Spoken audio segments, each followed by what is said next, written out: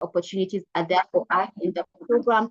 And then we will get into the meat of the conversation today, which is the panel discussion. Our experts are already in the room, and we'll have discussions on how we can spot, build, and protect that edge. Remember, we are talking about finding your edge and thriving in business, in creativity, in tech, and in the modern workforce. At the end, we will have a fun activity that will allow us to onboard ourselves onto the SkillsBuild platform, the IBM SkillsBuild platform. So if you're not on the platform yet, this will be an exciting opportunity for you to get those resources that will be available to you at the end. And if you have already gotten onto the platform, this will be also an opportunity for you to log in some few extra hours. But not to worry, Veronica will tell you more about that in a little bit. We have Claire, and she says, I'm curious, with a couple of question marks. I like that. We have Nkatha Kimono. She's abundant. Where's the A, though, as the first letter? But I like that. Bold Belinda, a customer service enthusiast from Nairobi. We have Maureen Okwongo from Kisii. Thank you guys for joining. Before we get into the session where you will learn about the program and learn about her hustle, I would like us to do a quick energy check. Although I can see that we have quite some good energy with a number of responses we've gotten on the chat box. So if your energy this morning, today is on Thursday, if your energy today would be a battery percentage, what percentage would it be? Let me see if I can hear from Katha, from Lorna, from Lucy, from Emily, from Catherine and Tabby and Tula. Let's see, if your energy would be a battery percent, what percentage would it be? Let's do a quick energy check and we can see 76, 50, 60, 70, okay. Charismatic Christabel, you're at 37%, okay, 80, not too bad. I see our battery percentages are not too bad. Hopefully this conversation will energize those of us, relatable, who are under 50%, 30% Lowell, please remove from charger. Okay, Maureen. I don't know if we'll be able to remove from the charger because this conversation, and promise that it will be really, really good. So I would like to welcome Veronica as we continue to introduce ourselves and put in our battery percentages, and she'll share with us a brief overview of her hustle. She'll share with us a brief overview of the SheBuilds program, courtesy of IBM SkillsBuild, has allowed us to have this excellent webinar today. So Veronica, if you're there, please go ahead and tell us more about her hustle. Tell us about the SheBuilds program, as we have Noble, Nathaniel, Nelly, Hope Delight in Kiambu. We have people at 80, 65, 74. So let's get started with you, Veronica. Thank you so much, Beryl. I think I'm also at full. I'm about to just remove from charger, like Maureen said. Thank you so much, guys, for joining us this morning. I hope you can hear me. I know we tested our reactions button, so if you can hear me, please give me a thumbs up using the reaction buttons at the bottom of your screen. Someone raised their hand. There's a thumbs up. Thank you. Thank you so much, guys, for joining us this morning. Can already see a number of us that have been interacting with us since the start. Shout out to Tabby, Yala. I just saw you there in the attendees section. So great to see a number of you still coming to our webinars. Really, really glad to have you guys here. And if this is your first time interacting with Her Hustle, welcome to today's session and today's webinar. We're really, really excited to have you here. I'm so glad most of us, our battery percentages are above 50. For the guys below 50, I hope we will help you recharge and prep for the day and the rest of the year through this particular program that we'll be talking about today, as well as the panel discussion sessions that we'll be having today. My name is Bosibori Veronica. I'm the program's lead here at Her Hustle. And I will just quickly do a quick introduction on Her Hustle and then the program itself before we go into the exciting panel discussion that we have today. If you have attended any of our previous webinars, I know you're excited to hear from our experts that are joining us here today as well. If you're joining us for the first time, Her Hustle was founded in 2020 as a social enterprise committed to empowering young women entrepreneurs running micro businesses and, existing just to provide a supportive community for women, young business women aspiring to expand their enterprises. We've been able to see the effects that our programs have had due to whether it's our targeted mentorship programs, whether it's our digital skills training programs that we have been running, including this one that we have, or revenue growth programs, and just seeing what impacts and opportunities they have continued to create in our community. As such, we have been able to impact over 10,000 entrepreneurs over the last 4 years, looking to impact 10,000 more this year. So we are hoping that some of you that are joining us here, or all of you that are joining us here, will be part of this Ha Hustle community. We know that you either receive this communication on our socials or in our community circles. So we are excited to be having you here. We have now made the strategic decision to be more inclusive, supporting both youth and women with 21st century digital skills, whether you're in the business space. So this is for entrepreneurs that are joining us here today.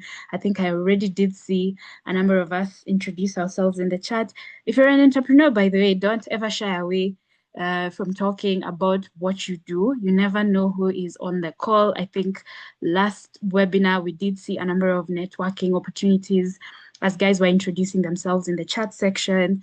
If you're in the tech space or looking to transition into the tech space, the modern workforce, basically, if you're actively looking for work, looking to upskill, as well as the creative industries. So we do have an exciting panel that will be representing all this 4 different areas, and we hope that you will be impacted by the session that we have today.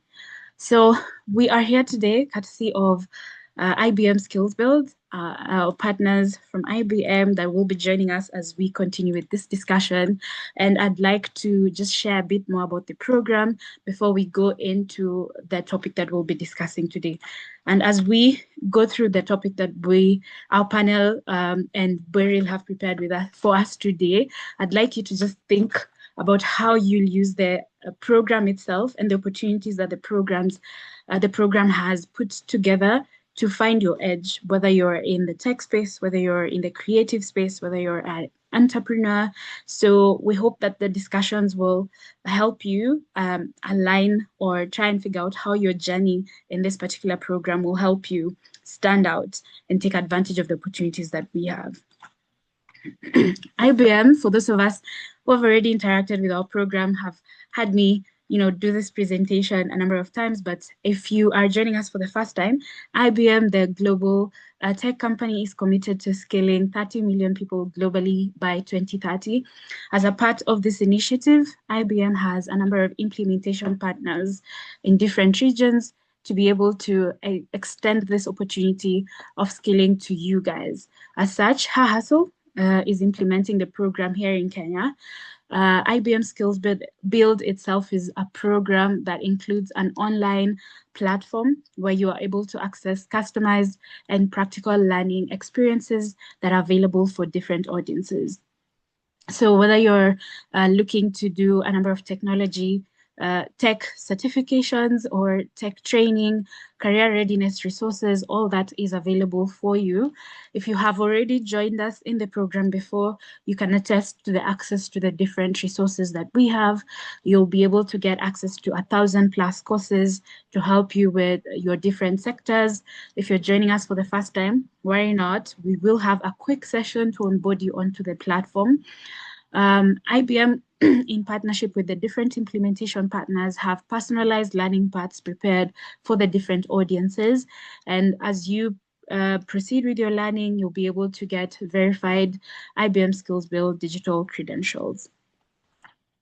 So for those of us joining us for the first time, the program is SheBuilds, powered by IBM SkillsBuild. Again, it's a digital learning and empowerment program designed to support, in partnership with IBM SkillsBuild, to support or equip 10,000 Kenyan youth and women. And yes, for the gentlemen joining us, it is open to both men and women to empower you with skills and networks. Again, if you're an entrepreneur, you're in the tech space, or looking to transition into the tech space. I remember last week we had a number of people joining us saying they're looking to transition from the health space to the tech space.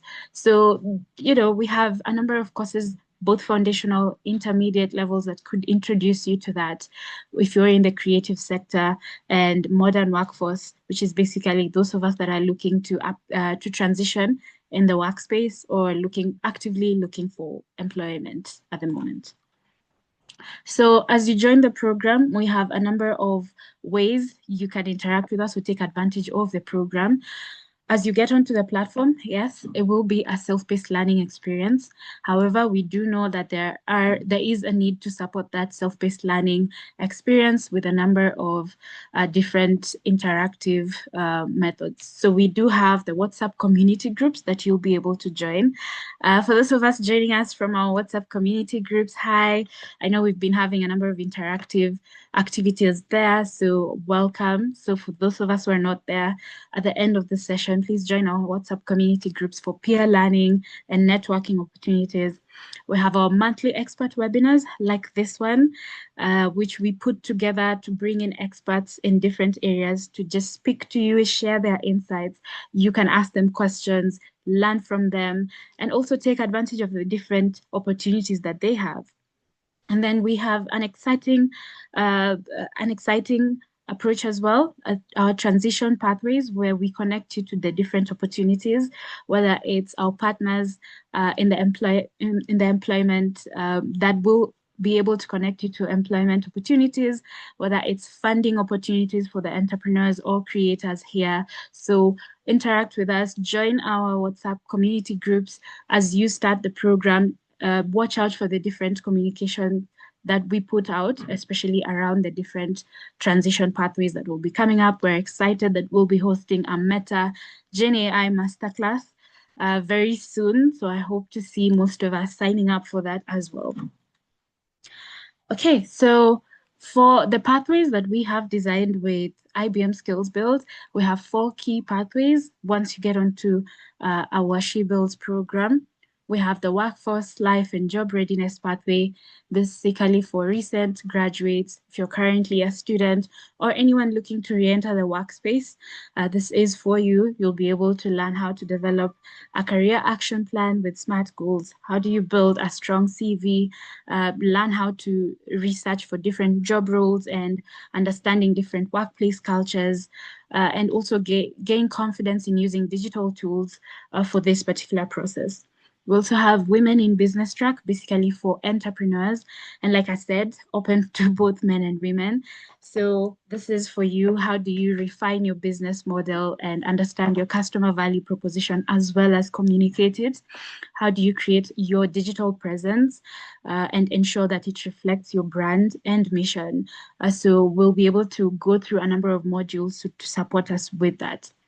We have the Youth and Women in Tech track. For youth and women interested in digital or tech careers, we have a number of foundational and intermediate modules here. However, on the platform as well, we have a lot of advanced tech courses, whether you're in web development, cybersecurity, IT support, AI, all of that is available on the platform. And lastly, for the creative sector, this is basically for the creators joining us here today, whether you're in the design space, whether you're an artist looking to turn your creative idea into profit, this particular track is for you. So I'm really excited to be onboarding anyone joining us here for the first time later on in the program. So please stay on. We'll be doing a quick activity to just get you onto the platform. If you do have questions, please drop them in the Q&A tab and we will be responding to that. Glad to be presenting our partners in the program funded by IBM SkillsBuild. And then we have a number of partners that will be coming in to enrich our program. As I've mentioned, we have a Meta Gen AI masterclass coming up very soon. Watch out for info on that. We have CAPSA.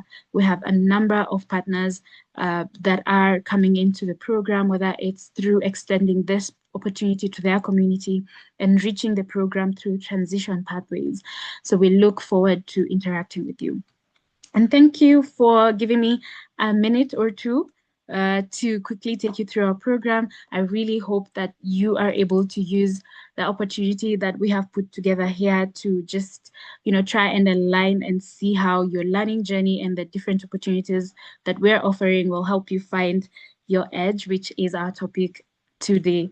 So thank you guys, and I will hand over back to Beryl. Thank you, Veronica. That was a fantastic overview of the SheBuilds program and the opportunities that are available for us to explore. Please let's give her a number of virtual applauses using the React buttons that we found. Okay, I see one clap at least. Okay, they're coming in. There you go. There you go. A number of claps. So now that you know what is available for us in the SheBuilds program, thank you for the virtual applauses. Veronica, those are for you. It is time to dive into the heart of today's webinar. That is our panel discussion. And today, if you're just joining us, we're exploring creativity and the modern workforce. Because, you know, supporting your unique strength part in today's fast-paced and tech-driven world. So we really need to figure out what that edge is for ourselves, for our businesses, for the enterprises that we are running, and even as we are getting into the workforce. So before we bring our panelists, I see Lisbeth Movie saying, I have frozen. Can you see me now? If you can see me clearly, please give me a thumbs up or some react buttons. Okay. I see a number of thumbs up buttons. Okay. Thank you so much. Thank you. That means you can see me and you can see me now, Lisbeth. That's perfect. We can go ahead. But before we bring in our panelists who are already here with us, I would like to hear from you in the chat box. When you hear finding your edge, what comes to your mind first? When you hear that term, finding your edge, what comes to your mind first? You could drop a word, a short phrase, even an emoji in the chat box. Let's see the variety of perspectives that we have even as we begin this conversation. As I have said, it's going to be a conversation between us, our panelists, and you. So tell us, when you hear finding your edge, what do you think? What's the first thing that comes to your mind? I see a couple of people already sharing.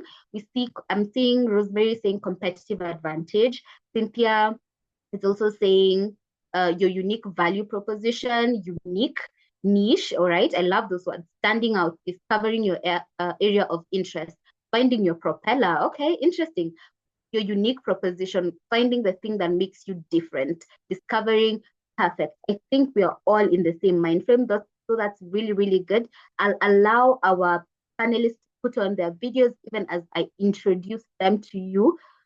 All right, so let's meet our experts. I see a number is still coming in. What works for you? What is your best fit? What is your unique value proposition? Perfect.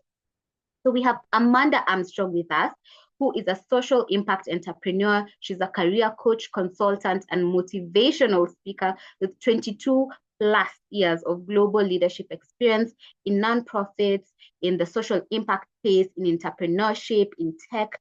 And she's helped thousands of women and youth just like us in the room today to land dream jobs, double their salaries, and thrive in today's fast evolving and tech-enabled workforce. Let's give her a round of applause. And as the founder of her dream career, and if that name of that organization already is speaking to you, her dream career, and you're looking to find your dream career, then you are in the right space as we begin this panel conversation.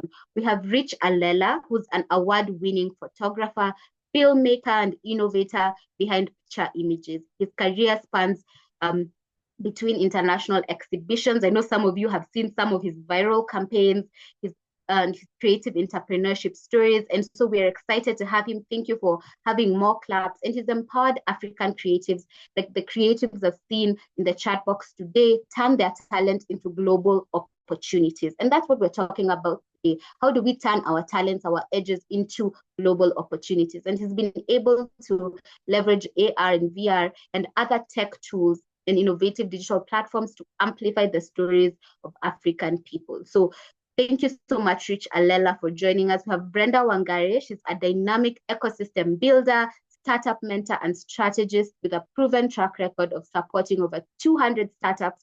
So if you're having a startup here, I see a number of us have startup businesses. We have businesses in here. Brenda Wangari is your silent co-founder in her own words, right? She has led initiatives that help small businesses such as ours scale regionally and globally. So she's really well placed to be speaking in the area of business today in terms of leveraging that technology, digital platforms, and strategic networks to unlock growth and sustainability. So welcome. Thank you so much, Amanda. Thank you, Rich. Thank you, Brenda, for joining us today. A last round of applause as we begin this conversation. So to kick things off, to our panelists. I'd love to have them introduce themselves in your own words. Tell us who you are, share a little bit about your journey, and then think back to a moment when you realize this is something that only I can offer, or this is something that truly sets me apart. And I want to start with Amanda, then Rich, and then finally Brenda. Tell us about yourself, and then tell us that moment when you realize there's something that you have that could set you apart. We'll start with Amanda, then Rich, then Brenda. Thank you so much, Beryl. And hello, everyone. Happy Thursdays. I'm really grateful and excited to be here today. I'm a Canadian. I'm from Toronto. I'm based here in Nairobi for the past 3.5 years. And I first came to Kenya around 17 years ago when I was 20 years old. And I worked at a very small town called Oyugis in Western Kenya in Homa Bay County. And my ultimate passion and life purpose is to help women and youth and job seekers here in Kenya and around the world to get the best job offers and to get the best salaries, and the compensation that all of you deserve. A little bit about my background. I went to Canada's top business school, and I'm an outlier. That's a little bit about my unique value and my edge is I'm an outlier. I like to take the path less traveled. I like to do what other people are not doing. Most of my friends and family and classmates, they sort of kind of followed the exact same path, and they're in Toronto and married with children, and they all live in the same neighborhood. And I was like, no, I'm gonna move halfway across the world to East Africa where no one I know has moved. So I've always been a little bit of an outlier, and I decided to specialize in entrepreneurship in university. There were maybe about 5% of my business school classmates that specialized in entrepreneurship. And then I went a little bit even more of the outlier route. I decided to go into the social impact nonprofit international development space when 99% of my business school classmates went into corporate and traditional careers. So definitely like being an outlier, taking the path less traveled and doing things that other people are not doing is one of the greatest keys to success. You'll have a lot less competition as well. Since then, I've worked in more jobs than anyone that I know. I've been working for more than 22 years since high school. I've been in dozens of different jobs. And my last job before I became a career coach full-time was in tech sales. And I became the top sales rep. So yeah, if you want to talk about tech sales, almost anyone can get into tech sales. You don't need a high school diploma most often if you're working with international companies. You don't need a university college degree to get into tech sales, especially with tech companies in the West. They don't care about those things. There's other kind of keys to success to get into tech sales. So I can talk more about that. And then, sorry, Beryl, you said one story can you remind me what you said again? Yes. The moment when you realize there's something that's competitive about you, something that's unique about you that only you could offer. Okay. I think for myself, again, obviously being an outlier, but I had this unique combination of I had like a business and entrepreneurship background, but then I went into the nonprofit social impact space. So when I was applying to jobs early in my 20s with nonprofits, there were very few other candidates who had a business background and who had an entrepreneurship background. So again, try to take the path less traveled, go after organizations, smaller, mid-sized organizations, work with people like us on the panel, because I find everyone sort of goes after the same jobs. They want to work with the UN, they want to work with Google or Meta, they want to work with Uber, and a lot of people go after these highly competitive organizations and companies. But the smaller, mid-sized organizations, social impact businesses, these ones that are a little bit less well known, can be a lot less competitive. And yeah, find that edge, find that thing that makes you different from everyone else. And yeah, one last thing I will say, I'm a huge football player. I've been playing soccer and football my whole life since I was like 5 years old. And being an athlete, growing up with brothers, I learned a lot about the value of competition and being a high achiever and scoring goals and winning games. So if you are also an athlete, a lot of athletes go into tech sales and do really well because we're competitive and we're high achievers and we like to win. So if you are an athlete, if you like sports, definitely sales could be a good option for you, and highlight that you're really athletic and competitive and you're determined to win in your job interviews. Thank you. Thank you. Thank you. I see a number of people were really excited about you playing soccer and football, and there's a number of reactions coming in. That means we have a number of athletes, so people who love to watch football and soccer that are really excited about that part of your journey. Thank you so much for sharing that with us. I'll go to Rich and then Brenda. Share with us a little bit about yourself and your journey, and when did you realize that you have that uniqueness about you that could set you apart? Thank you very much, Beryl, and good morning to everyone. It is a pleasure to be here this morning, and I'm looking forward to sharing knowledge with the crowd that is here. And thank you for charging me up. As I saw the comments coming in with the battery levels, I felt mine being charged as well. So my name is Rich Allela, and I am a multiple award-winning photographer, filmmaker, and the CEO and co-founder of Picha Images, which is a digital media company that does three things to empower creatives. Number one, we train creatives. Secondly, we empower them with the right tools to get the job done. And third, we link them up with job opportunities so that they can get paid. And my journey started as an industrial designer.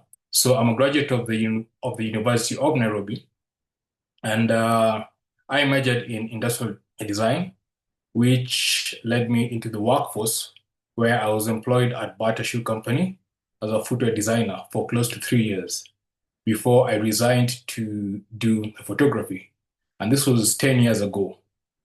And right about the time when I was employed, I realized that I had a unique talent in telling stories through images, which most people didn't have.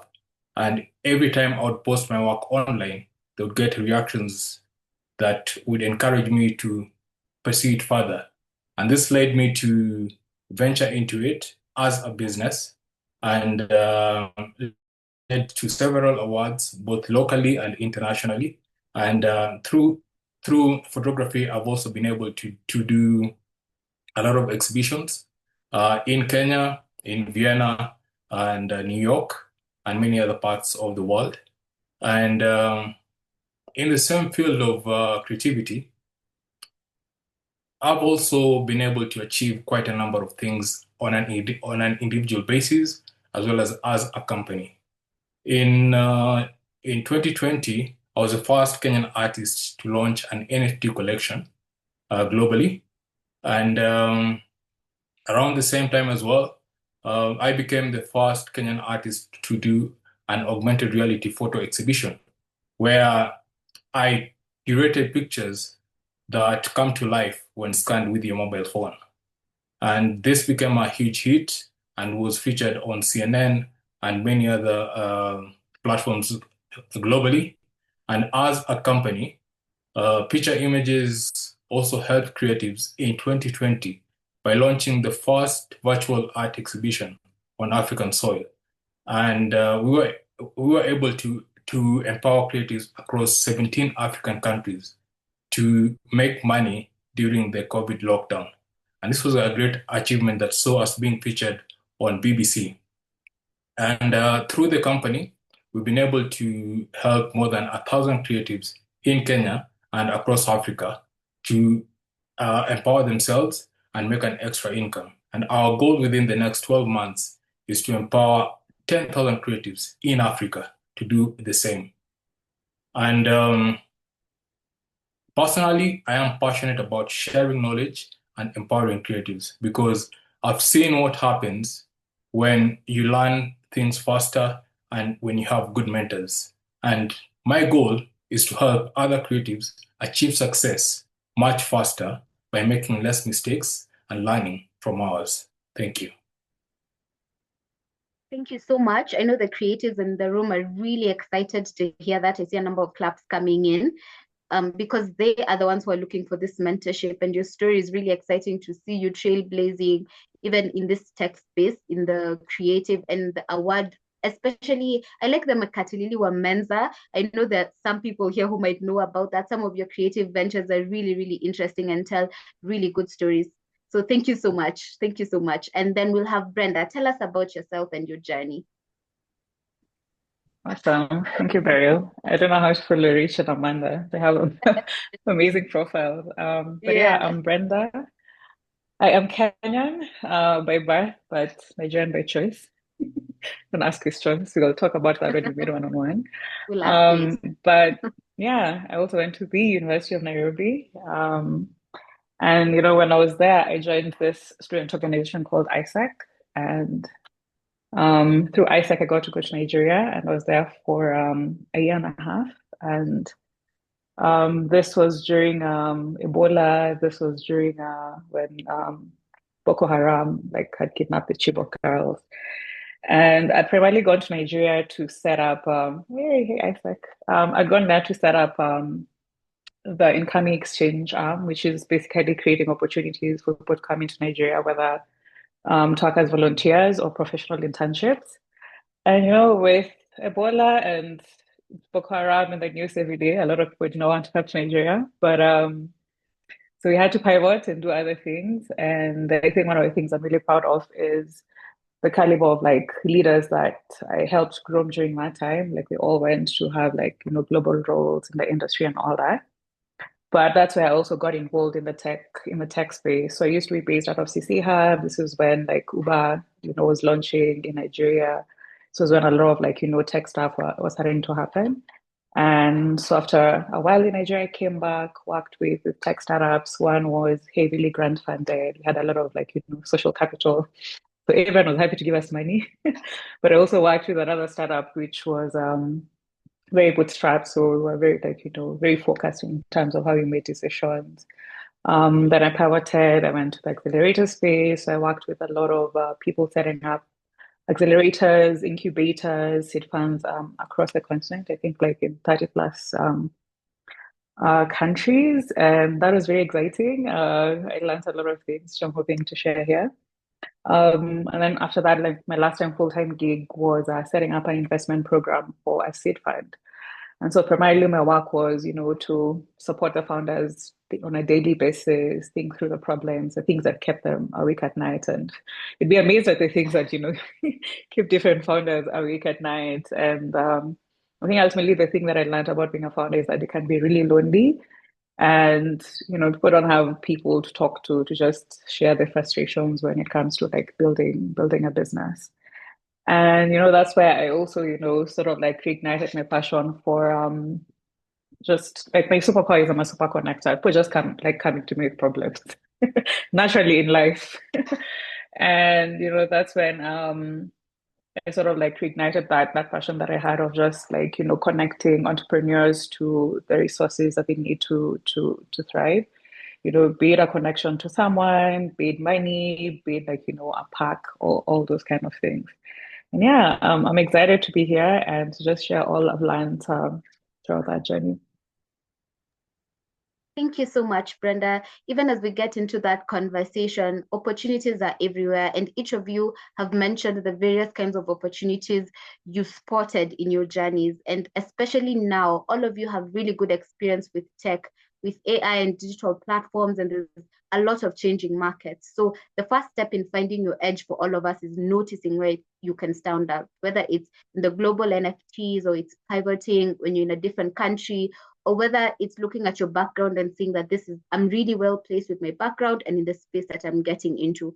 So beginning with Brenda, with your experience as an ecosystem builder, and you've helped a number of businesses grow, just as you've said, some opportunities seem obvious and others are hidden. How do you, as a business owner who's just starting out their business or looking to scale their business, how do you identify a market gap that is worth pursuing? How do you spot that edge when you're looking at it from a business lens? Thank you, Beryl. I like what you said, from a business lens. I think opportunities are abound everywhere in the world. But, the ultimate thing is if you have an idea or, you're building a business, is there a market for it?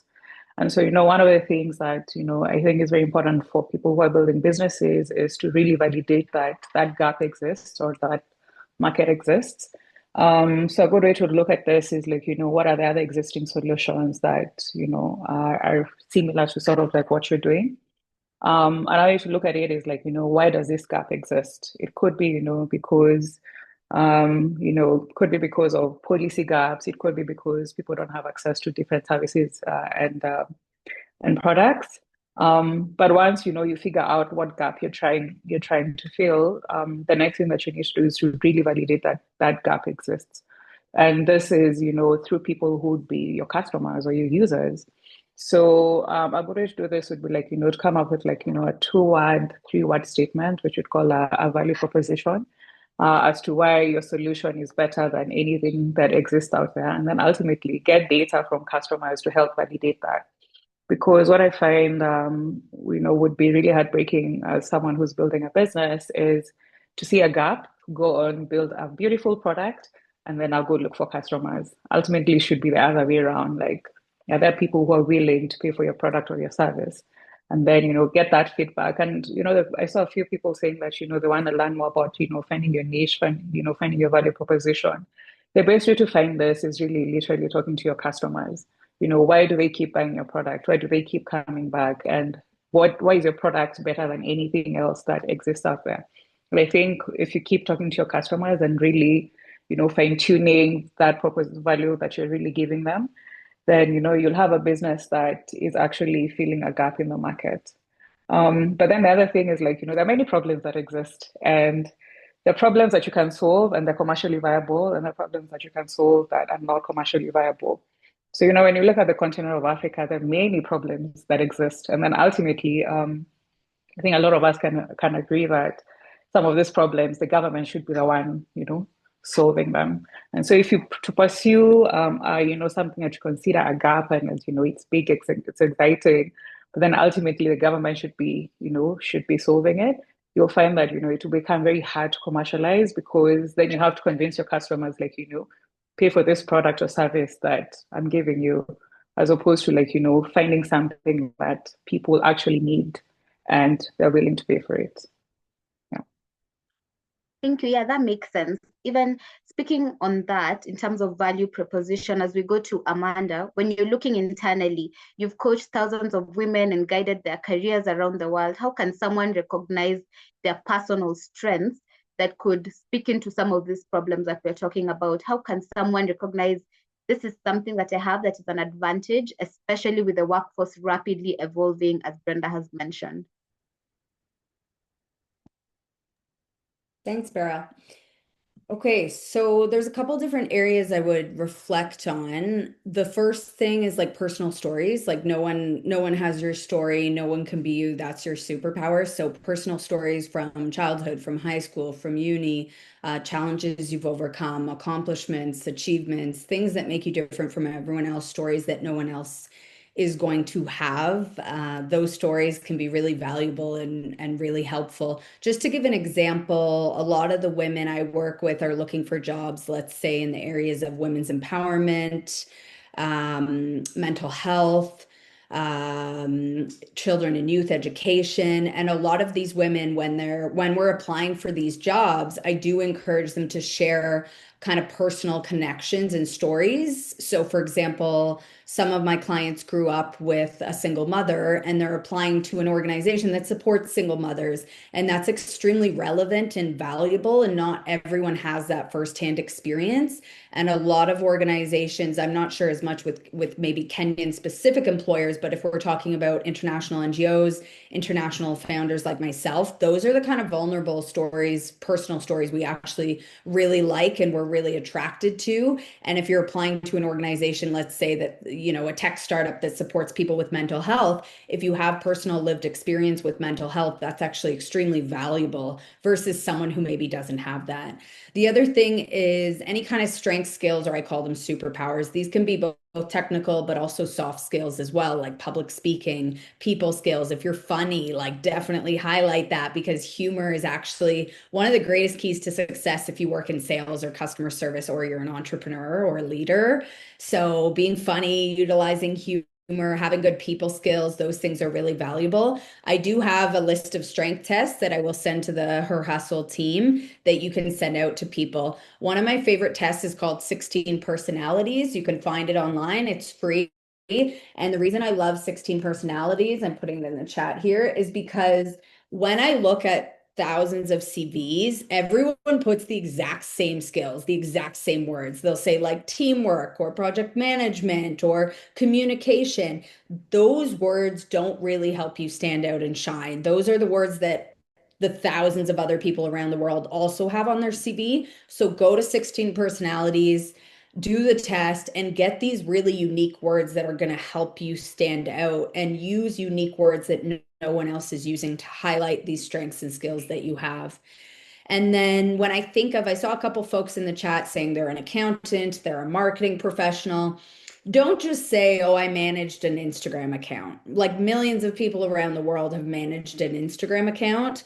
So you really need to be very specific and detailed, try to use numbers to highlight very unique, specific accomplishments. So again, think back to high school, think back to uni, think about what makes you different from your friends, what makes you different from your siblings or family members, what makes you different from your classmates.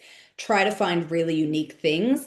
I think for myself, coming from business school, I had like an extreme amount of volunteer experience that no one else had. So I had like 7 or 8 different volunteer jobs in university. And I was also like a people person, an extrovert. I was friends with almost everyone in my class. So those were kind of my unique superpowers that I realized not all of my classmates had. So try to find those kind of unique things that make you different from other people. Yeah, absolutely. I love that. And sometimes we tend to take those for granted, those personal stories or things that we've done throughout our lifetime, and you'd think this is just something everybody does, but that's what is your superpower, as you've called it. And Richard, your work in photography and film and creative tech really speaks to this idea of personal stories, because you've been able to tell your personal story and the stories of Africans very, very well. What signals tell you that an idea that you have as a creative or a design or projects that you have can really stand out in this competitive space?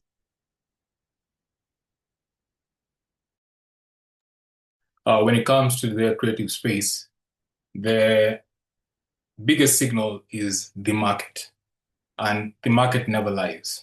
To anyone who is thinking of putting out an idea or a product, it's always good to test it out in the market, because unlike your friends and family who may tell you good things just to make you feel good, the market does not care about how you feel. It only cares about how good your idea or your product is. So if you're able to put out your idea in the market and study how it is received, then this becomes meaningful data that you can take back to your lab being your studio or your creative space, to then keep working on it and iterate and make it better. And most of the time, the product itself or the idea doesn't have to be perfect, because as creatives, sometimes the urge to be perfect becomes a weakness or an impediment that holds you back from releasing something. And before you know it, someone with a less cooked idea has launched in the market and is doing better than you. And you can clearly see that you can do better, but because you're afraid to put it out there before it's perfect, then someone else ends up taking that opportunity.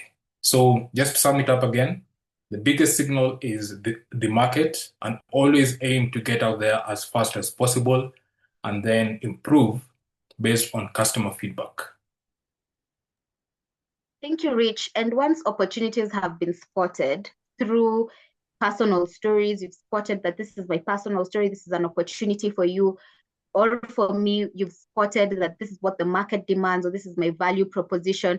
The next step would be building that lasting edge. So you've identified it, you've spotted it, and you've seen, okay, this, if I were to stop being afraid and put this out there, if I were to use this unique stories about myself, if I have gone through that process of looking at the market and deciding that this is something that is not there in the market needs it, and I can provide it as a solution, we're now looking at building that edge. And starting with Brenda, we've spotted that unique market gap, right? How can an entrepreneur or small business owner translate that into strategy?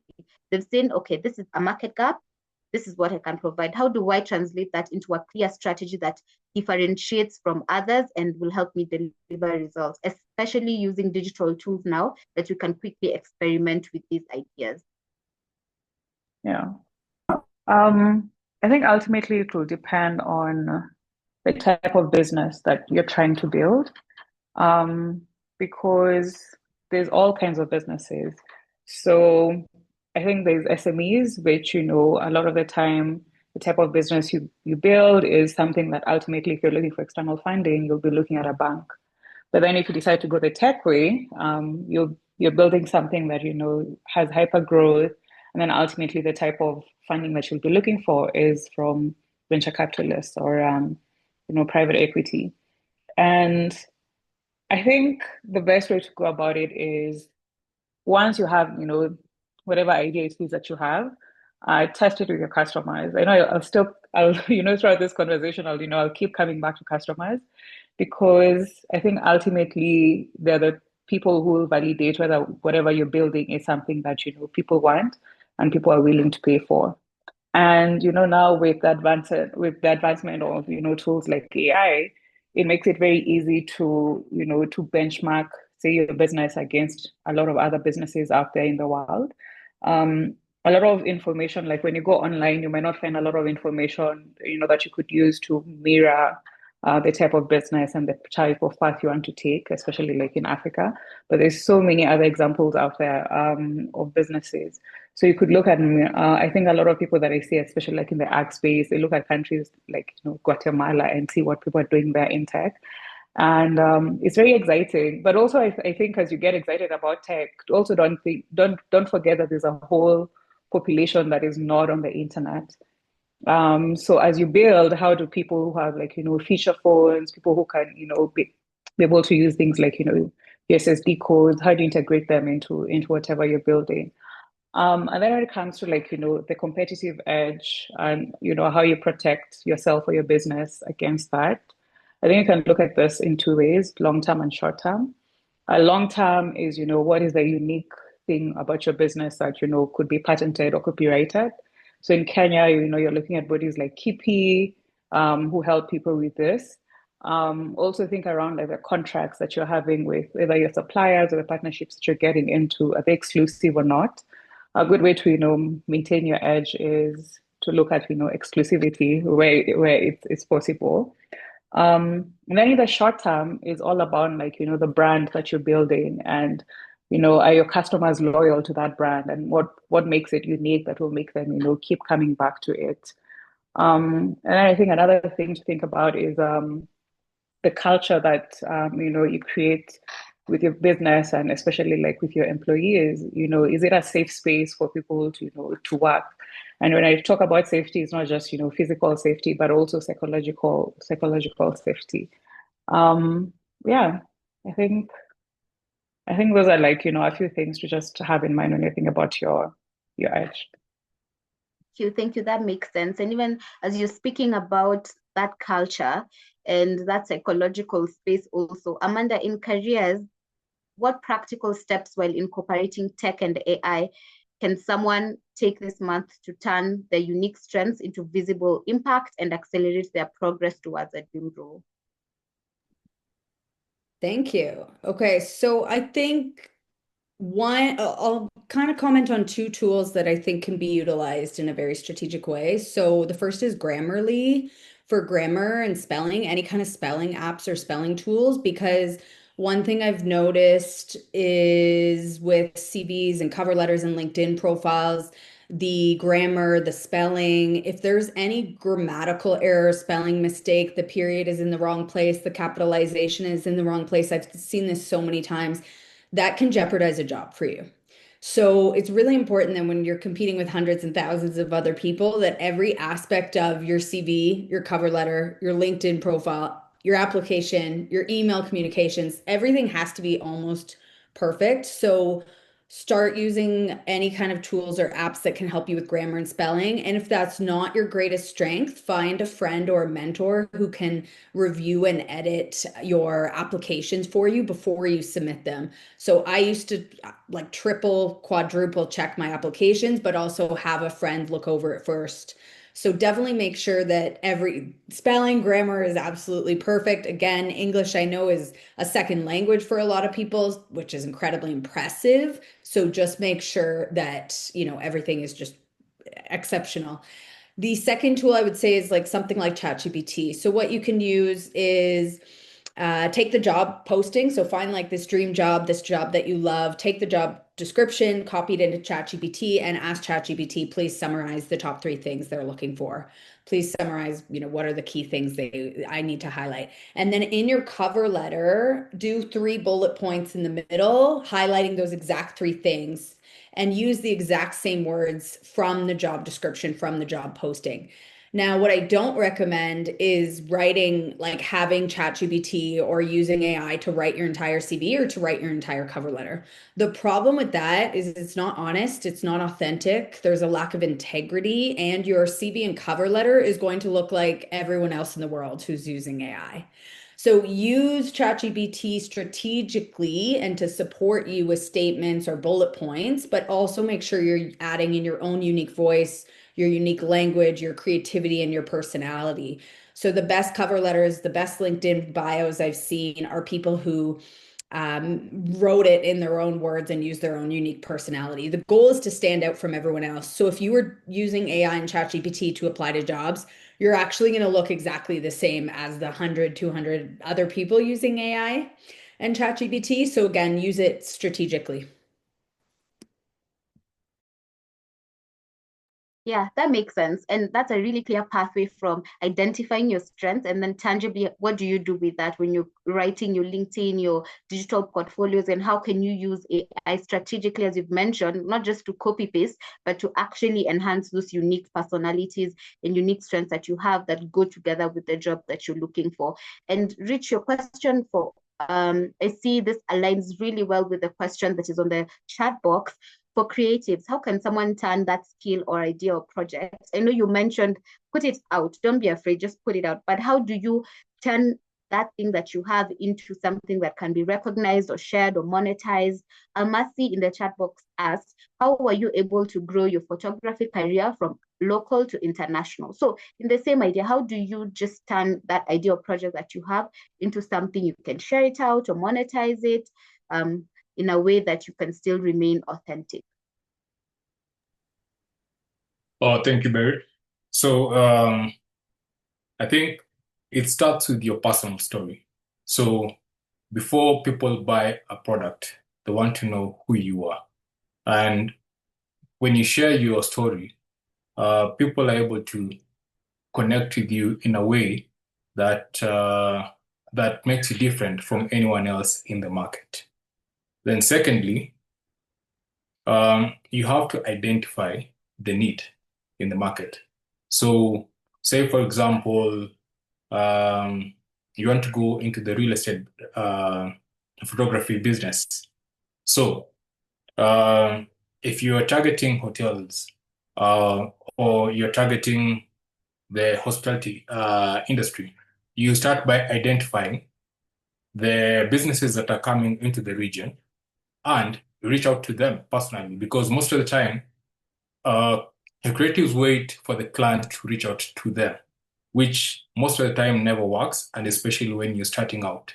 So it is upon you to reach out by sending cold emails, by finding a link or finding a connection that can then get your foot in the door. So you must make sure that, number one, before you do all this, when you have a strong story, make sure that secondly, you have a strong portfolio, because once you get your foot in the door, the next question will be, what have you done before? And in order to do this, it starts by creating personal projects. Most of the time, as a creative, from my own career, the thing that propelled me most is personal projects. So I would identify stories that are close to my heart. And for me, the beginning was telling stories of African heroes because I noticed that um, growing up in primary school, we used to learn about all our heroes like Makatilili Uwamenza, uh, Lwana Magere, but the stories were very short and they were never really painted in a way that excited your imagination. So I decided to recreate these stories in a way that could connect with the youth and make it interesting and exciting. Through these stories, um, number one, I was able to grow a following on social media. And with this huge following, I was also able to tap into other areas where I submitted my personal work to competitions, both locally and internationally. Now, someone asked, how do you check your career from uh, internationally? So it starts by applying to different opportunities that are out there. So I would submit my photos to different competitions, and I used to get a lot of regret letters. I think for every 20 I would send out, only one would come back with some hope, but then it would be a shortlisting and then end up in, oh, we are sorry, but we had so many beautiful applications and you didn't make it. And this happened for so many years to the point where at some point I thought I was not good enough because I would submit my photos for close to 3 years, and each and every time I was always getting a regret. So I remember the last year, which was 2016, uh, I said this was going to be the last submission I'm going to make to photo competitions. And if it didn't go through, I wasn't going to apply to any other photo competition. Turns out, just when you're about to quit, that moment when you're about to hang the boots and say, screw this, that's when the opportunity opens up. And that year, I was nominated for the Kenya Photo Awards, and I ended up winning in 4 categories and being voted the photographer of the year, which in turn launched my career and propelled me in ways that I could never imagine. So um, with that, I was able to now share my personal story more, have a strong portfolio, and then reach out to different organizations.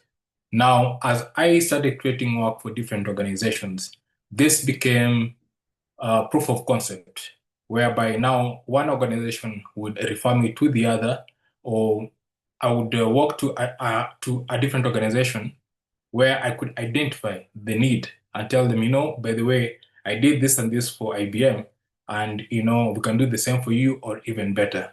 And this built momentum that led to growth. That's really, really inspiring, and it speaks to tenacity. I see a couple of claps coming in. Thank you so much for sharing that story with us and sustaining that advantage or that edge that you realize within yourself requires that kind of intentional mindset and adaptability. So especially in this fast moving AI enhanced world, it can be really easy to just say, this does not work, let me give up on it and do something else. But sustaining that advantage is really important and protecting that edge that you have. Amanda, how can you or young professionals in the room with us maintain their edge when job roles and technologies and workplace expectations change rapidly? Viola in the Q&A section asked, how can young people or students practically identify where they fit in today's evolving workforce? She says, with AI and automation changing industries, what human skills will remain unnegotiable? Maybe you could speak into that. Thank you. So I think it's easy to look at the news and, on social media and to think that, well, I have to have, AI skills or I can't be successful, but that's not true. There's millions of employers globally all over the world, and we're all actually looking for different skills. So yes, AI is the number one skill to have right now that organizations that is going to be in demand and going to continue to be in demand. But there's also so many other skills that us business owners, CEOs, founders, and employers are looking for as well. So just for example, I know myself as a small business owner and a lot of other fellow friends here in Kenya as small business owners. I know a lot of us are honestly just looking for good people who show up and work hard and are dedicated. I think unfortunately there's so many people who just kind of doing the bare minimum, to be honest, like showing up on time, giving your job 110%, being present at work, completing tasks by the deadline, like just kind of showing up and working hard, I would say is kind of the bare minimum, but it can be really hard to find. And also people who are really like dedicated and loyal and willing to go the extra mile. Every employer in the world wants people like that. So if you can just show up and work hard, that's kind of one of the greatest keys to success. I know that a lot of other employers were looking for people who are positive, people with good energy, people who are, friendly and funny and come to work every day, who are kind of, happy. So just take care of yourself and take care of your mental health and, show up as your best self. And then I would say on the technical side, obviously, again, AI, but personally for me, like I'm looking for someone with graphic design skills right now. I don't want to use AI to do my graphic design. I don't actually trust AI to do graphic design as well as a real human being. So I'm looking for someone with graphic design skills. I'm looking for someone who's really good at making reels on Instagram right now. I'm looking for someone with extreme attention to detail, someone who is a perfectionist, someone who doesn't have any spelling mistakes. Those are the kind of things I'm looking for just right now at this stage of my business. And then, yeah, so I wouldn't just like follow the trends and follow what all the news and social media things are saying to do. I think you need to follow your passion and follow what you're good at.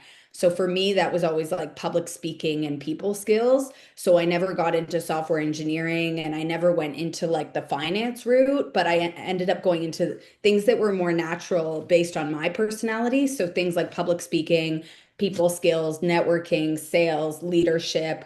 That's what I went to and it worked out very, very, very well for me. So don't just follow trends. Do what feels good to you and do what feels aligned with your natural gifts and your passions and interests as well. Makes sense, and it speaks directly to Amanda's question in the question box. And she asked, how do I stand out or have a network to be able to enter the social impact entrepreneurship space and have a unique value proposition? And I think you've spoken to that in terms of there are many things and there are trends that you can follow, but for you is to stand out as a dedicated person with your personality and what you bring into that space. So in the next question, maybe you'd be able to speak more to that. But even as we think about that, more to you, Amanda, again, we're talking about telling your personal story and standing out. Tracy in the chat box says, if I add a personalization, now that we're talking about personalizing our stories, about, she says, being real about myself, like say I'm a single mom in my portfolio or LinkedIn or cover letter, how would that look? Would it tarnish my image when I'm applying for work? This is such a good question. First of all, you have to know your audience. My culture, like Canadian American Western culture, is extremely different from Kenyan culture. So we're actually much less formal. We're way less formal. And you also have to know your audience, not only in terms of culture, but also in terms of kind of like personality and empathy. Because if you reach out to some large traditional corporation with, let's say, I don't know, people in their 60s or 70s who are looking at this, they might not like that. They might be like, why is she oversharing and why is she telling me she's a single? I don't want a single parent because then she's going to have to go leave and pick up her kids from school, right? So you have to be strategic. You have to be careful. You have to know your audience. But as I mentioned before, if you are applying to work with me and like empathy is one of my greatest values and vulnerability and transparency are my greatest values, and you write to me about how passionate you are about helping other single mothers land their dream jobs and get good salaries because you have more financial challenges than people who are not single mothers, then I'm going to love it. I'm going to be like, wow, I want to hire her. She's amazing. She's aligned. She's passionate. And she's 100% dedicated to what I do and to supporting other single mothers that I work with. So you have to know your audience. You have to be strategic. Just for example, if you go to my LinkedIn profile and you read through my bio, I've shared a very vulnerable personal story about how I lost my job and was fired from a tech startup 6 years ago. So you can tell that I am the type of person who appreciates vulnerability and who appreciates transparency and who appreciates receiving stories that are vulnerable and personal. But if you are applying to, let's say, Safaricom or Equity Bank or these really large kind of older traditional corporations, I would be a little bit less, I would like play to their style. And I think big corporations, again, are going to be much more traditional. And maybe organizations where the hiring manager is a Kenyan or an older Kenyan individual would be very different from someone like myself who's mid-30s from the West. So you have to know your audience and you have to do a little bit of due diligence. The last thing I'll say is not only looking at the person's LinkedIn bio to see their values and their vibe, you can tell from the job description. When you read a job description, you can tell if it's kind of like traditional and corporate and just kind of whatever versus the job descriptions that are like, we love personal stories and we want to hire people who come from different backgrounds or marginalized backgrounds. So you can very easily tell the vibe and the energy of the employer just by the job description. I like that. So it's not about just generic telling of your story, but really figuring out who are you sending these things to and then playing it by the ear. So not just having a CV that is standard that you send out, but you look at it and see where am I sending this application to, and then how does that play with them? So that makes a lot of sense. I'll come to you, Brenda, and let's speak about business a little bit. What strategies can help entrepreneurs or small businesses in here protects the competitive advantage that they've worked hard to build, especially with the way AI and digital disruption is reshaping markets? I've seen a number of questions talking about resource mobilization and funding, especially in this area where a lot of money is going into AI and digital startups. Thank you, Beryl. I think ultimately, as Rich was saying, if you're looking for opportunities and things out there, it's very important to lead with your personal story. And I think one of the things that, would set a business owner apart from tons of other businesses that someone who's interested in investing would potentially be looking at is, what's your personal connection with the problem that you're trying to solve. So, I always see a lot of people who are very removed from whatever problem they're trying to solve. And that really does not give you an edge. So, for instance, someone mentioned you're a single mother looking to build a tech product that, connects data with other single mothers and you build a community out there and then you have a marketplace and something of the sort. So you're a single mother building something with single mothers. That makes sense. But then if you're not a single mother building something for single mother, that for me would have a lot of question marks, how do you personally connect to this problem that you're trying to solve? But I think ultimately, what's the vision of this business that you're trying to build? Are you trying to build a business that, will have you driving a nice car and your children go to a nice school? Are you trying to build a business that, you'll have 100 employees? Trying to build a business where you have offices in multiple markets? That vision needs to be really clear, because once you start getting other people on board and getting money from other people, they'll also have their own opinions of what path you should take. But then ultimately, as a founder, if that path was not clear for you at the very beginning, then it just means that, you'll get into this circus where you don't know what you want to build. You have a really good business, but then now, today you'll be doing this, tomorrow you'll be doing this. And ultimately, I think as a business grows, the numbers are good, have always keep an eye on your unit economics. That's what a lot of people, will be looking at. But then just have that vision very clear, because the worst thing that could happen is for you to build a really good business and then at the very end, you lose it just because it didn't align with either your personal values, your history, where you want to do in life. And it's okay to leave a business, go to the board, or hand it over to someone else and they keep building. But I think ultimately as a founder, take time to really dig deep and what are the things you care about and how they're translating into the business that you're building, how you're communicating it to your team, to investors, and to the world out there. Because I mean, we all can build, the same business, but it will ultimately, what the difference would be like, the person behind it. That's really like, I think like the most unique thing at the end of the day. It's like, who's the person behind the business that you're building. That makes sense. Who's the person behind the business that you're building? And I think creatives also are grappling with this question of who is the person behind what you're building in terms of authenticity and that vision that you're looking at. And Amanda spoke about this a little bit with AI now being able to generate copies and designs. For you, Rich, how do creatives ensure their work continues to stand out while staying original, but also using tech and AI not as barriers, but enabling tools for them? I see even Lisbeth in the chat box asked, with the way AI is shifting things, what does the future of business in creativity look like with AI? So just speak to us about that whole idea. So as creatives, we are living the most interesting time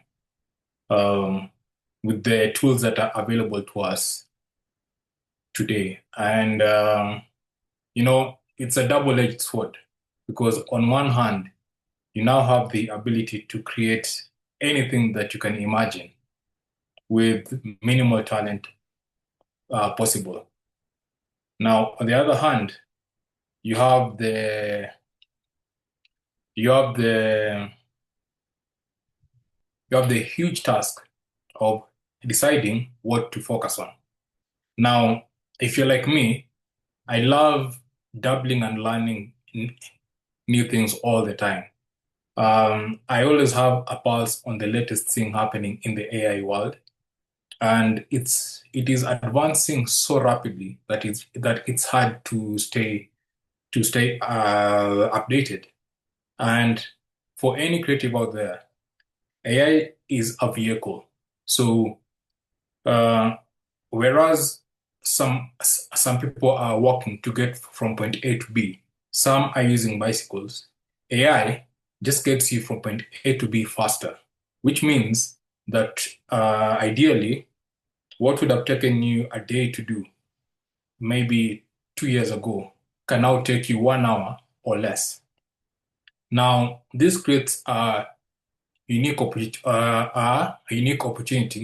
for creatives to be able to churn out more work and reach more people faster.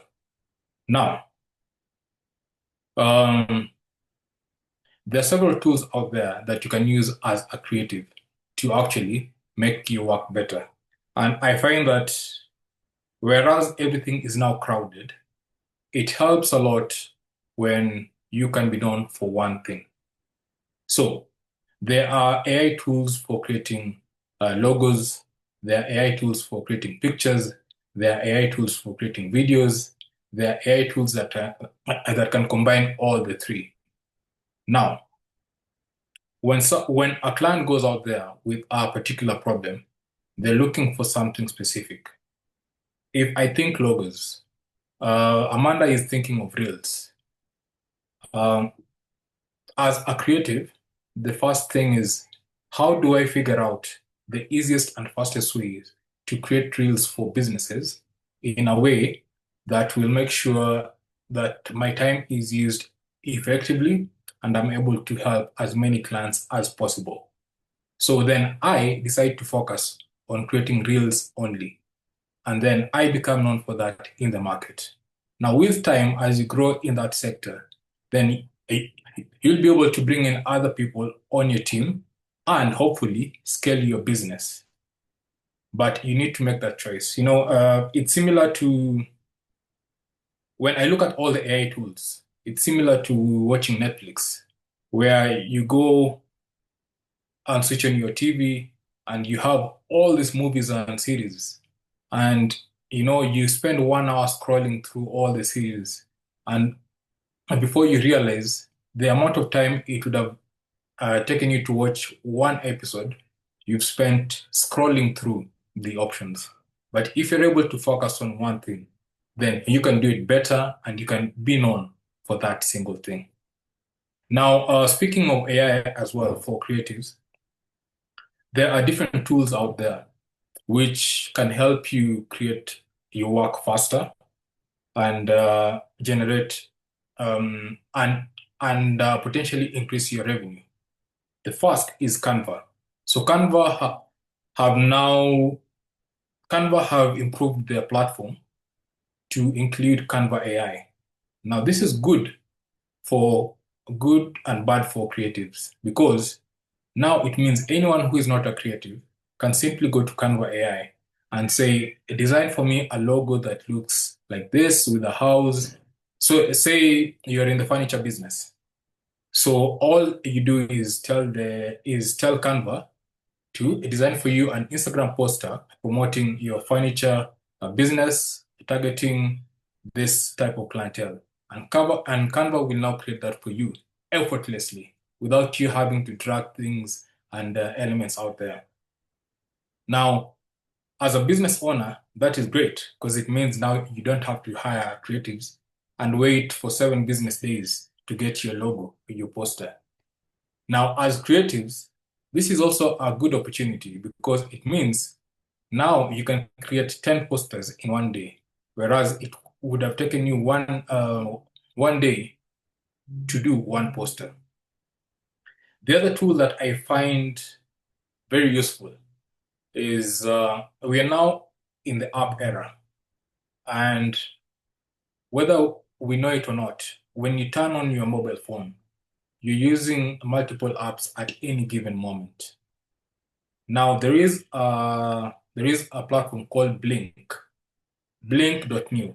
I'll post a link in the comment section. Now with Blink, you are able to create your own app without having any coding experience.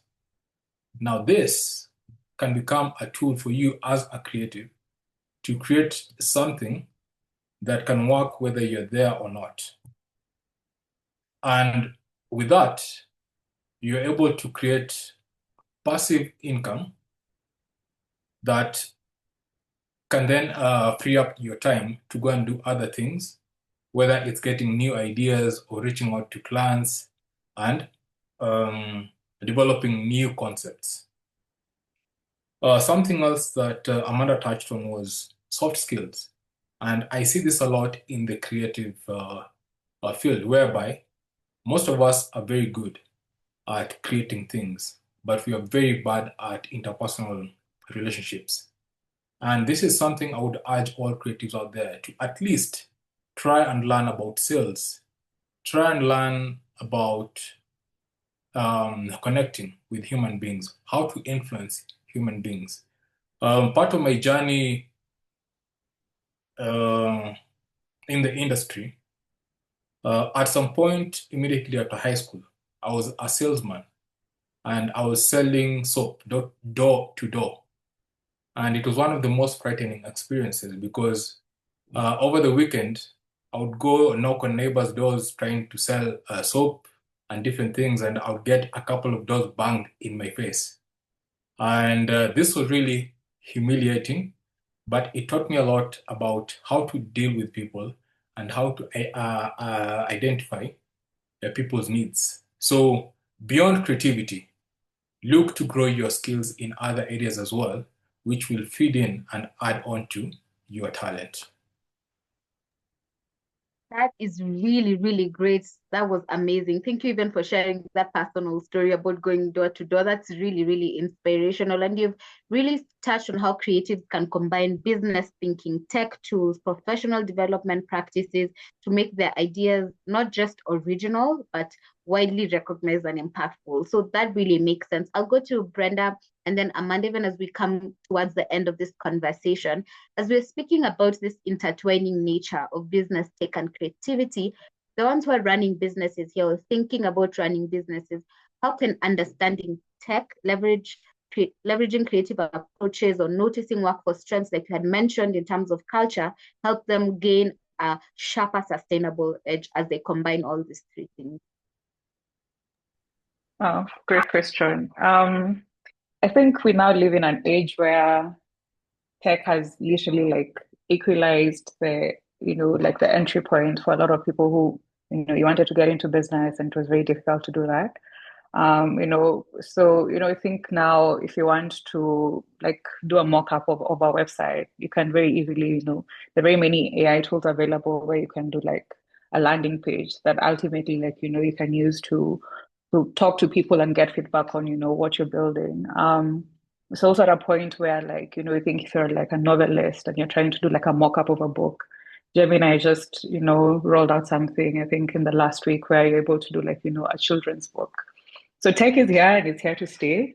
Um, so that's not, going to go away. But I mean, you can look at it in two ways. So tech, first of all, is here to help you either be efficient in like a lot of what you're doing. So as an individual, what are the things that, you could free up your time with? So, a lot of people use like what you call them, like note takers when it comes to meetings. I'm still like, a pen and paper kind of girl. But, I find like if you're in conversations with people, you just want to be there and you want to be present and then, think about the notes later. So I think as a founder, I think about like the tools that you can integrate into your daily life that will help, free up a lot of your time. And then on the business side, look at like tools that are helping you get insights from your customers. So if you're building businesses, if you're building a business, you have a lot of data that you might have on customers. There's tools like that table that can help you host all that data, and then you can like do what the techies call vibe coding to sort of like draw out very unique insights from your data. But then also think about like how your customers are interacting with this tech, because ultimately whatever you're building is for your customer. And if your customer does not understand what you're building, then ultimately it's not helpful to anyone. So in as much as like you want to build that unique edge, always have your customer in mind. And as you're integrating all the different tech, as a founder, think about how you can make yourself more efficient, because a lot of the time when you come to startups, you're just one person or you're two people and you're doing one for like 6 or 8 people, and our technology is able to help us free a lot of the time when it comes to like whether it's email follow-ups with people. You can easily change that, like you're using very smart CRMs that you just need to go in there, change the status, and then it automatically sends up for a follow-up email. But you imagine if it was not tech, these are things that you have to do manually. But then as an individual, just see how you can make yourself very efficient. I find tech is also very useful when it comes to like, also like really knowing yourself, because there are things that we're good at and there are things we're not good at. Focus on the things that you're not good at. And then for the things that you're not really good at, is there technology that is available out there that can help you, be better at it? Because when you combine those two, then literally you're unstoppable and like, you're what would call superhuman. But one thing you could do is just to ignore tech, because I don't know who said this, but I've seen it a lot on like, TikTok and Twitter that, AI is not coming for your job if you use AI. AI is coming for the people for like, for the job where you don't know AI, you don't interact with it. So find those ways that you can either make your work efficient or the work that your business is doing very efficient. Thank you, Brenda. And that idea of efficiency leads us really well into Amanda's question on integration. How can integrating skills and strategies from business thinking, from creative problem solving and emerging technologies help someone become more efficient, become more adaptable and competitive in this job market? I'm sorry, Beryl, this question is very long. Can you just repeat it like short? Yes. Thank you. Yes. How can integrating business thinking and creative problem solving help someone become more adaptable? Okay. Okay, I'm wondering if I should answer this or throw in maybe some other tips. Okay, because I don't know exactly how to answer this question. Business thinking, creative problem solving. So, I mean, I would say that I think every employer is looking for folks who are able to share like creative ideas and use innovation to support the business and to help the business or the organization succeed. Business thinking and creative problem solving can benefit businesses, corporations, and companies, but also nonprofits and NGOs and social impact business owners like myself. So I think, yeah, definitely like just when you're in a job, treat it like it's your own business and it's your own organization, and try to have that extreme ownership of your work and try to be really invested so that you can share new ideas, because some of the people who will achieve the greatest success and promotions and those kind of things are the people who are openly, raising their hand and sharing ideas. I remember in my last tech sales job, we would be in a room full of 50 sales reps, and I would be the only one asking questions, and I would be the only one with my hand up. And so don't be shy to raise your hand and to share an opinion or an idea, because those are the people that really stand out and shine. Thank you so much. And we can go on and on and on in this conversation, but unfortunately, time is running out. So as we continue to answer the questions, I see that Amanda and Brenda and Rich have been answering questions in the Q&A and in the chat box. We can continue to do that as we get into the learning activity. But as we wrap up this really interesting conversation, some powerful insights that we've gotten from the three of you, I'd like us to give quick parting shots, quick parting shots, and as we finish this conversation. But this conversation was not the end of it all. It's just a spark for us to begin to think about these things, to practice some of the insights that they've shared with us. So I want us to go around with parting shots and share with us in one line, what is one thing, that a concrete step that someone can take today and start today when they're thinking about finding their edge. So a quick parting shot and that one liner about the next step that they can take today. I'll start with Rich, Brenda, and then we'll finish with Amanda.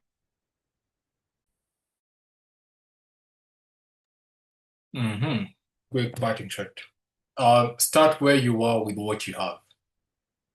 Most of the time, we tend to imagine that we need a better computer or an iPhone to start creating content, or you need a camera to start shooting good pictures. But I'll tell you, start where you are with what you have, and you'll realize that momentum will bring everything else that you want. Then read a lot as well and invest in yourself. The best investment that you can ever do is in yourself. As a creative, I was very bad with finances. And one of the programs that helped me streamline my finances was is Centonomy. So I enrolled for Centonomy Personal 101 and Centonomy Entrepreneur program. And this really helped me to attune my financial knowledge and literacy. And to date, it's something I wished I could have done 5 years earlier, because it has transformed my life. And never stop learning, never stop investing in yourself. I recently graduated from Stanford Seed program, and I've seen the value of continuous improvement. The day you stop learning is the day you start dying. So keep learning, keep networking, and feel free to reach out to us through LinkedIn, and we are always happy to help. I saw someone ask in the comment section whether we charge for our training. We do not charge anything for the training courses at Picha Images, and you can go to pichaimages.com, where you are able to sign up on the website, and then from there on, we'll be able to share more resources with you. And to Beryl and the entire team at Hustle, as well as to the amazing panel, Brenda and Amanda, I also learned from you, and thank you very much. It was a pleasure being here with all of you. Thank you very much, Rich. Start where you are with what you have, and don't stop improving and learning. I think we should put that on our tote bag. Thank you very much. Let's go to Brenda, then Amanda. Awesome. I think what I'd like to leave everyone with is, if you want to build a company that is investable, always build with your customer in mind. Like the North Pole, sort of like you're aiming for, should always be like, do you deeply understand your customers? Because ultimately you want to build a business where you have recurring customers, you're very loyal to your brand, regardless of who else comes into the market. And then the second bit of that bit would make sure you understand the market. what are the trends that are happening in the market, you know, how policy is affecting what is happening in the market, who are the other players, you know, are you collaborating with them? And I think my parting shot would be like, you know, building a business can be really lonely. So don't do it in isolation. Make sure you join a community, you know, communities like a hustle where you're able to, you know, be with other founders who are also building and, you know, you're able to share your struggles and just be part of those communities. Yeah, that's what I'll say. Thank you. Thank you for having me. Thank you, Brenda. Thank you, Brenda. To you, Amanda. Thank you. Okay, my parting words are to go above and beyond and don't undersell yourself. So I think this is also a cultural difference I've noticed, but like you need to brag about yourself. You need to speak about yourself with extreme confidence. You need to speak about yourself passionately and proudly. You need to speak about yourself better than anyone else speaks about you, like your parents, your siblings, your friends. Like you need to, when you're applying for jobs and you're going into meetings with CEOs and you're in an interview, the job is typically going to go to the person who speaks about themselves with the most confidence and the most conviction. So you really need to practice every day in your, you know, write in a notebook, write in a journal, practice with someone like myself, a mentor, a career coach. You really need to start practicing speaking about yourself with extreme confidence, and you cannot downplay your accomplishments or undersell yourself. Do not say, "Oh, I don't have any experience." If you know, did some volunteering in high school, don't say, "Oh, I've never been a leader before." If you were like the captain of your football team, right? Or if you were involved with Isaac, right? That's work, Rotaract, that's work experience. So don't downplay it. Don't be like, "Oh, it was just an internship. Oh, it was just a volunteer thing. Oh, it was just 1 month." Stop highlighting the negatives and start highlighting all the accomplishments and the highlights. And in terms of going above and beyond, I'll just tell a quick little story. I was hiring a finance accounting professional here in Kenya. I received over 250 applications for a part-time job. The lady that I hired was the one person out of 250 people who wrote a really nice, strong, thoughtful, well-written message. I did get about 20 messages on LinkedIn, but most of them were too short, too brief, grammatical errors, spelling errors, not strong, not powerful, not thoughtful, not detailed, nothing passionate. Don't just be like, "Hey, Amanda, I want this job." You've got to write something really nice and thoughtful and tell me how passionate you are about joining my team, and tell me how your background and your skills are perfectly aligned with what I'm looking for. Yeah, and write thank you notes. Almost no one writes a thank you email after an interview or a networking chat. So if you start writing thank you notes after you meet someone, after they give you free advice, after today's session on LinkedIn, you can write us thank you notes. You will automatically be at the top of the list because you are going to be the only one out of 10 or 15 people who went to that job interview that actually wrote a thank you email. So start going the extra mile. Absolutely, start going the extra mile. And you literally just spoke to Millicent's question in your parting shot. She asked about underselling herself and underquoting her salary. So thank you so much for sharing those with us. Thank you so much, Amanda and Rich and Brenda, for sharing your insights and your stories and your expertise with us today, your experience and advice. I know I can confidently say I'm speaking for everyone when I say your practical takeaways on spotting, building, and protecting your unique edge has taken us a step further in finding that for ourselves and building it and protecting it. So thank you so much. I'd like us to take a quick moment to capture this amazing energy. Our tech host will take a quick screenshot photo for us, just like as we would take photos if we were doing this physically. So I'll give you 1 minute to prepare yourself, and then we'll take a photo. So I'll also keep quiet a little bit so that I'm not speaking too much in the photo. So in 3, 2, go, we can pause.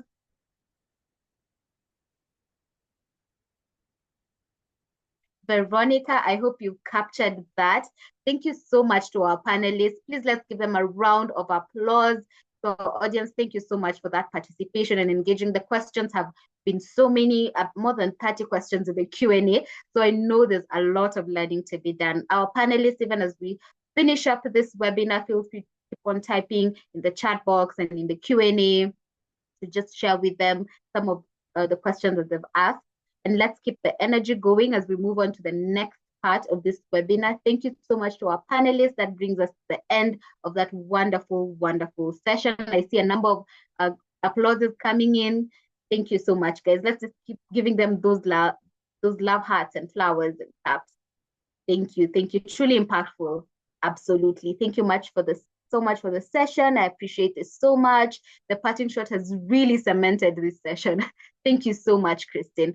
All right. That brings us to the end of this panel session. Goodbye to our panelists. We'll see you later on the LinkedIn with the thank you notes that I know we will be sending and in various other engagements. Thank you so much to our panelists. Please enjoy the rest of your afternoon. So we are almost done with the webinar. Thank you so much to 150 of you for staying on up to this time. So now we are getting into a quick, short, thank you so much, Rich, and goodbye. Getting into a short and quick learning activity that will allow us to mark complete. I know that if you're wondering what that is that we will be doing a learning activity on the IBM SkillsBuild platform. Remember the platform that Veronica spoke about earlier, and this is inching towards building that edge. As we've heard, we need to build our portfolio, we need to work on our skills, we need to work on our personal stories, and we have the platform that will allow you to continue to build that edge, and it is absolutely free, as sponsored by IBM SkillsBuild. So I'll let Veronica come in and take us through that learning activity as we come towards the end of the webinar. Veronica, can you hear me? Thank you so much, Beryl, and thank you to our beautiful panelists that have just spoken around a lot of these things that are already being provided to you. I had Amanda talk about best practices while you're doing your job search process using AI. We actually do have that as part of the workforce readiness track.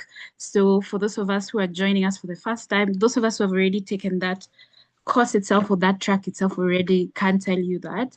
Yeah, so I'm excited to take you through this last bit of the session before our time is up.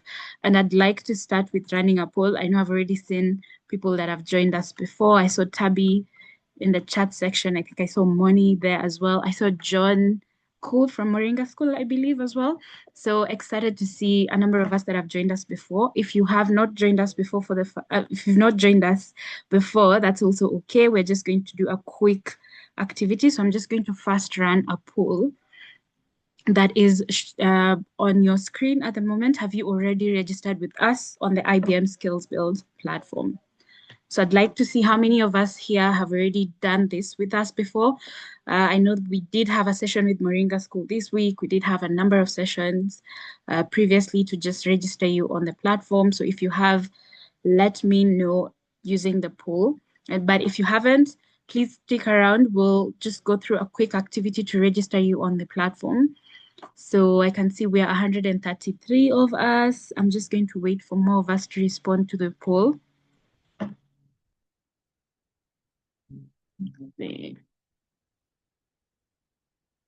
Okay, so if you if you have registered with us but you have not marked any of the webinar sessions complete, this is also your opportunity to do that, just to add to your learning hours and also to get a certification for a certificate of attendance to any of our webinar sessions powered by IBM SkillsBuild. So if you have as well, I will be sharing that. Okay, so I can see a lot of us have already responded to that. So I'm just going to wait a bit more, 100 of us.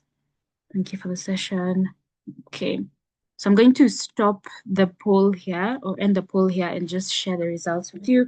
So I think we have around 73 of us who have already registered. For those of us who have registered, please let me know in the chat if you have already marked your monthly live session attendance complete in the chat section. If not, we will be sharing the activity link for you to do that. Okay, so I'll get started on the activity. And this activity basically has two key objectives. One, to onboard you onto the platform, and two, to mark this particular session present so that you can receive your certificate to attending this session. Okay, great. So I did mark complete for the webinar. That's okay. So I'm just going to quickly present So for those of us who have said they've not marked the session yet, please bear with me. I would like to start with the guys who haven't registered before, and then we can mark the activity together. Sorry. I hope you can see my screen. Please let me know. Please give me a thumbs up if you can see my screen. Great. Okay, we shall start. I think we're still fairly over 100 of us on the call, so let's go ahead and kick off. Our admin team will share a link in the chat. Please take note of that link. We're going to do 2 activities. First, sign you up on the IBM SkillsBuild platform, and then secondly, mark your attendance to this particular session complete so that you can add to your learning hours and different certifications that we have in this particular program. So those are the 2 activities that we will be doing. I'm just going to pause here if the link has been shared in the chat. So if you've seen the link in the chat, please click on that link and then we'll go through the registration process. This is for the guys who have joined us for the first time and have not yet registered on the platform. If you have registered but haven't marked this complete or haven't begun your learning, just bear with me. We will get to the last activity together. So if you are joining us for the first time and you have clicked on the link, please give me a thumbs up so that I can move on to the next step. Okay, I saw a raised hand. I'll assume you press that by mistake and it's supposed to be a thumbs up. Great. So, okay, so there are 2 key ways of registering onto the IBM SkillsBuild platform. We do recommend that you use your Google email to register, but if you do not have access to your Gmail, no worries. We will show you how to sign up with your email. So I'll take us through the 2 steps. Okay, great. We can see there's a suggestion there. Beryl, you can take note of some of the key speakers we can bring in as we move on. Great. So we'll start with how to sign up with Google, and then we'll go how to sign up with your alternative email if you do not have a Gmail address. And then we will then go to signing up onto the platform. So if you are joining us for the first time, the first option is to sign up with your Gmail. So once you click option 1 or the sign up with Google on this screen, sorry, it should take you to this particular section where you will input your Google email ID and the password that you use for your Gmail, and then click next. Okay, so I'll pause here for those of us using our Gmail. If you're using an alternative email address, you will click option 2, which says sign up with email. So I'm trying to pause here to see if we have anyone using our alternative email. So sign up with email, and then it should bring you to this particular section. So the first box on my screen, where you will select the sign up option at the bottom of your screen. And then once you select that, you should be able to fill in the required fields. So first name, last name, your email, input a password that you will remember and confirm your password. And then select sign up.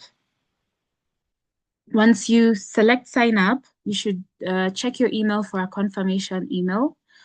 So that should come to your inbox, and then confirm your email. You'll get an authentication code to input that. And once you've entered that code, click continue. Okay, great. So I'll pause here. If you used your Gmail or if you used your alternative email address and you have been able to complete these 4 steps, we should all be at this point. So if we're here, give me a thumbs up. So I'm just going to pause. I'm also going to check the chat section in case there's someone I've left behind. So I saw John saying they haven't marked the session complete. I already did see you on the platform. I know to give that feedback. So I can see you on the platform. We'll just have to mark the session itself complete. So just pause and then we'll get to that particular section. So if you've gotten to this section, just input your basic information. So that would be, again, first name, last name, your country, and then we do have additional information that you can input. But for this particular session, let's go all the way to the terms and conditions, which is required for this process, and then click the tick boxes at the bottom, and then click the submit button. Again, you can always go back to input any additional information or edit your profile once you set this up. Just in a comment.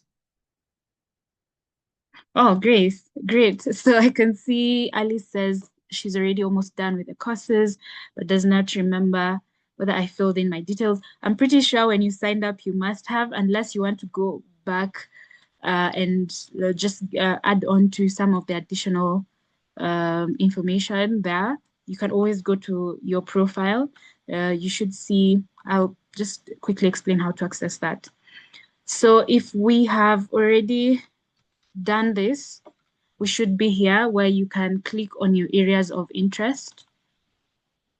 And the reason why just selecting some of the areas of interest is very important and communication preferences. IBM, and through IBM SkillsBuild, do send a number of communication materials, a number of suggested roles to you. So this is also an important section as you're filling in or setting up your profile. Once you do, click the continue button at the bottom of your screen. There's also a tutorial that you can watch. Again, for purposes of this session, we can skip the tutorial, but you can always go back and watch how to navigate on the SkillsBuild platform. Our team is also always available to just take you through how to navigate your courses, how to access your credentials, and any of the certifications. Great. So if we are all here, please give me a thumbs up. And so for those who have already registered but have never gotten a chance to mark this complete, it's your chance to do so. Please click that link and then let me know if you will see this particular screen. Jen, if you don't mind, you can reshare that for us. Michelle, I can see your comment in the chat. Please let me know if you have registered on the platform before, or this is if you're not yet on the platform, then I can take you through what to do. So if you're already on the platform, you can see this page, right? Thanks, Tony. Anyone else that can confirm that for us?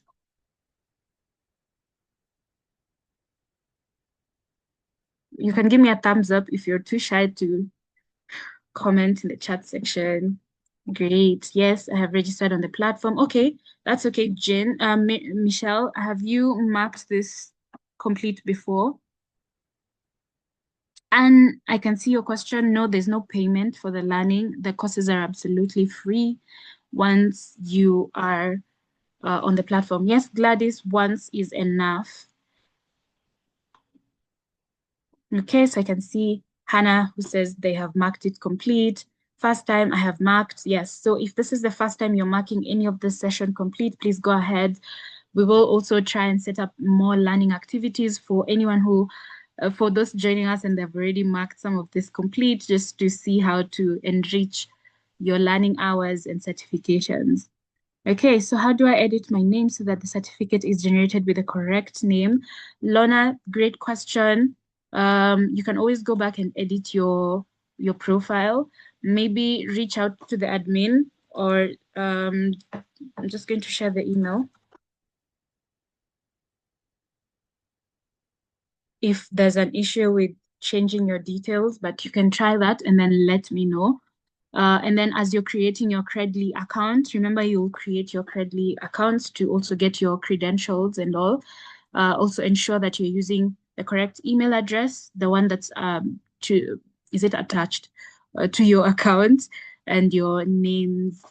Could you kindly share the link to this recording? Yes, we'll share the link to this recording after this session. Rono, it's 2 hours. Input 2 hours and then mark it complete. Rahma, you can mark it complete. Have you registered on the platform before? I can see Lydia as well. Where do we find this page? So Lydia, have you registered to the platform before, or this is the first time? That's okay, Tracy. I will go over the process one last time. Okay, so if you've marked it complete, please give me a thumbs up so I can go over the process one last time for those of us who have just asked me to quickly go through that. Great. Okay, so if you've marked it complete, it's the first time you're joining us, please pause. I will give you a number of next steps. For the guys who are saying, where do I find this page? How do I do this? How do I do this? Please repeat the process. I'll quickly just go over it. And Jane, as I do that, please share the link in the chat section for me. Great. So for those of us who are going to redo, this process, again, please click on the link that has just been shared in the chat section. If you have not registered onto the platform before, we will have to go through the registration processes. But for, I think Rahma, who says they've registered before, you just have to click on this link. And then with the email, as your, ensure that the email that's open on your side is the one that you registered onto the platform. So it should direct you to the activity itself. So I've seen someone saying they haven't registered. So you have two options. We do highly recommend that you use your Gmail. You click on sign up with Google. Once you click on the link, and then you should be able to input your email and your password. So this is the password that you use to access your email. For anyone using an alternative email, just select sign up with email. And then it should bring you to this screen where you'll go through a number of 4 steps. So select the sign up button at the bottom of your screen. Once you do that, fill in some of the details here, first name, last name, your email, the email that you prefer to use or the email that you're using, and then your password, and then confirm your preferred password. You should get a confirmation email to your inbox. And then check your email as well once you confirm your email for the authentication code, which you will input. And then we should all be on this screen. As you get to this screen, you'll set up your profile. Just input some of your details, first name, last name, country. You can always go back and set up additional information. But for this session, as I've mentioned, we'll fill in some of the required sections. So at the bottom on the terms and conditions section, just tick the boxes and then click submit, which should bring you to this section where you'll click your areas of interest. So when you go to your profile, you can always edit that. I think that is it. I'm tempted to say that pen next to your profile can allow you to go on and edit your profile for those of you asking. And then click your areas of interest and communication preferences. As I've mentioned for this session, let's skip the tutorial. And then we should be on this screen. So anyone who has now gotten to this screen, for those of us who were not here, I'm just going to check if we're still. Okay, great. So once you mark this again, 2 hours, mark that complete. You should get a certification for attending the live sessions, which we have this one, for example. Once you do that, you should start accessing the resources. So whether it's resources specific to the SheBuilds program and more, if you would like to explore the advanced courses. I'd also just like to share that we do have new courses that IBM has just added onto the platform. So look out for that communication, especially for those of us who are really keen on listening in around the AI tools. So we do have a number of updated courses. I did see someone saying they're in customer service. We actually do have a course in customer service where you can get a credential as well. So be sure to, go onto the platform and just try and access those credentials. I saw a lot of guys in tech. There are a lot of advanced courses in tech that you can take there, cybersecurity, a number of those on the platform. Guys around business, we actually do have the pathway that I mentioned for the business track. Okay, great. So Maureen will share that link shortly. I'm just trying to, okay, great. Maybe Jen, you can reshare that link. So now what we're going to send or share in the chat section is the links to the specific courses.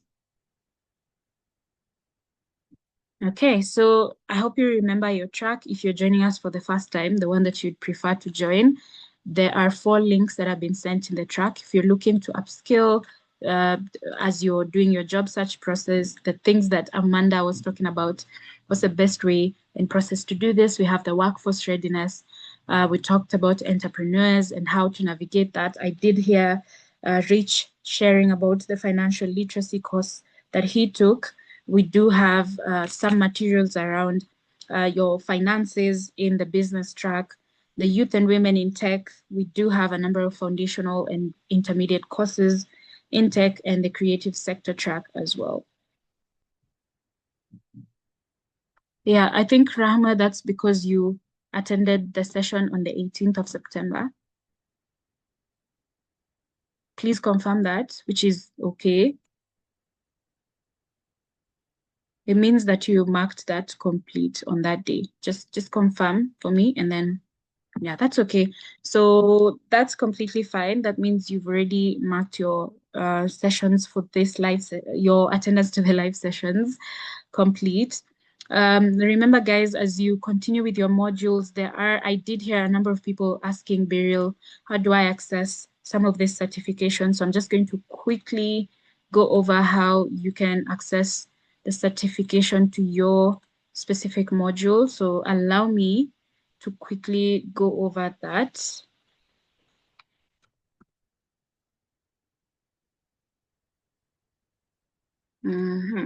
Sorry, I'm trying to open one of the courses that I am taking.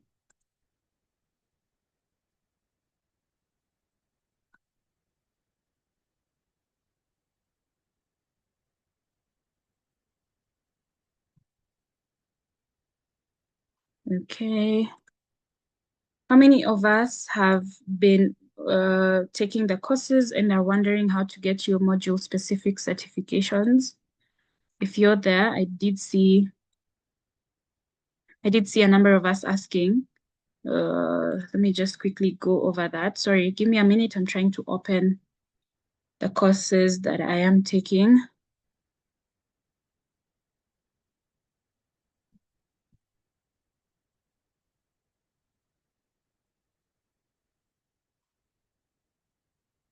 Great. So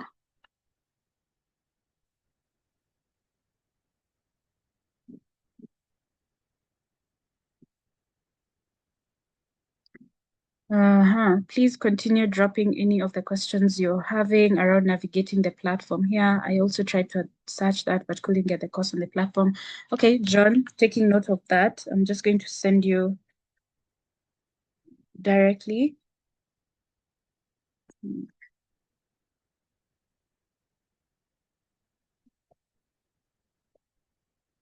Okay, give me a minute. Let me see if my courses have just opened.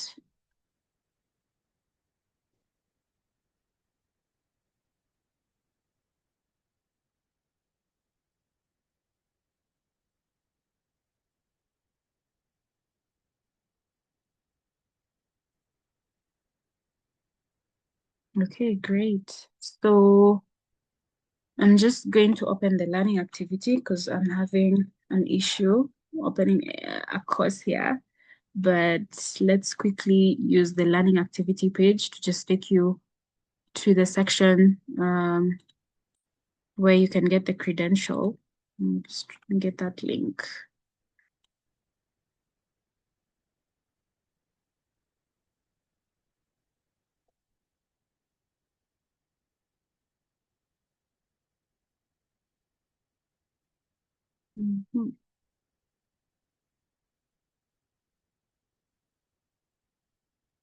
Okay, so for those of us already in the WhatsApp community group, I think Beryl had already shared how you can access your certification for your specific course or module that you're taking. I had seen her just quickly guide in the chat. But again, if you're still having issues with that, you can drop an email to the admin email that has been shared in the chat. But as you can see, I just realized I have so many tabs open. So let's do that here. So if let's open that. Yeah, so once you are done with your module or the module that you're taking, on your screen on is it top right, exactly where, for example, in this particular session, we have marked our attendance complete. So we have actions. You should be able to get your completion certification there.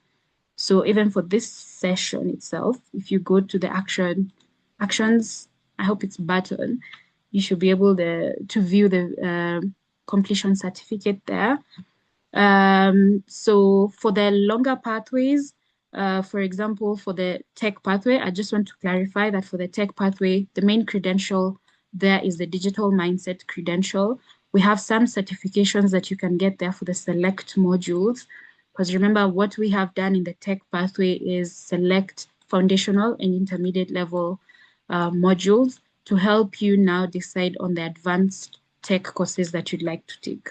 So if you do take any of the advanced tech courses like cybersecurity, web development, data, I think there's IT as well, you should be able to get a full credential on those specific ones that you can use on your CV and on your LinkedIn. I also had Amanda and the panelists share a lot about improving your LinkedIn profile and how it looks like.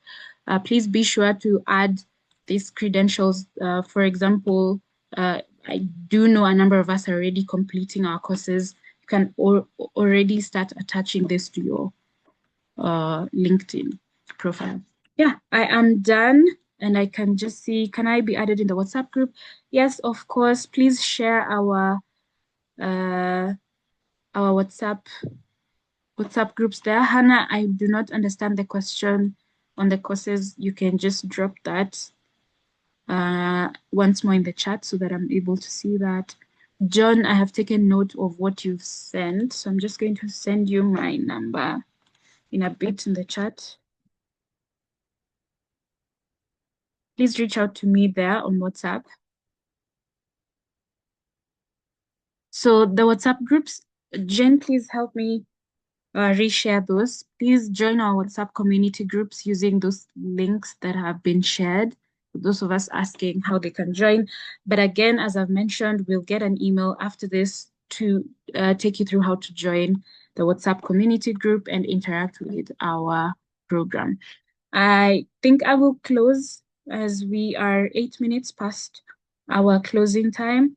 And thank you so much, guys. For those of us who are still coming to these sessions, we can see you guys. We notice you guys. So thank you so much again for joining us. So this Anne says, confused currently a student. I want to take a financial literacy course and I don't know where to start. Thanks, Anne, for sharing that. I'm just taking your details here. If you can send your email so that we can send some proposed courses that you can take. Alice Muimi, I have seen you in our webinars before. So you haven't marked this one complete or any of them complete? Just confirm. Jen, please take note of Anne's email for me if you don't mind. Any of them, okay. Okay. And when you click on the link to the activity, what does it show you? By the way, guys, you can drop off. Please feel free to drop off. I'm just going to continue addressing the questions for the guys that